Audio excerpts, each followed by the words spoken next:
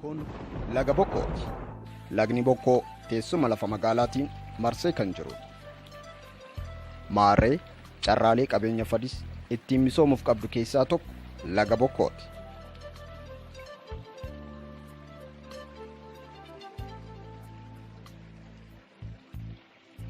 Lagni bokkoo yeroo gannaa guutuu kan yaa'u yommuu ta'u,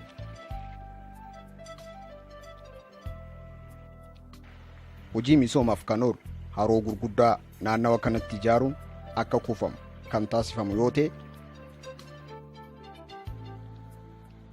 naannawa kanatti eela garagaraa akka qotamu kan taasifamu yoo ta'e,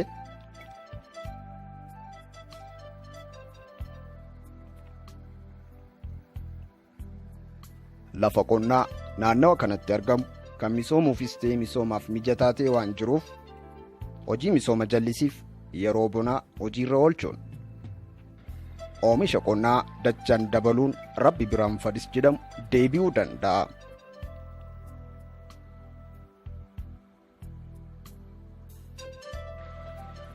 Ani fadis misoomsuu keessatti qooda olaanaa erga qabaadhe yaada misoomaa fadis ittiin misoomsu maaliin qaba?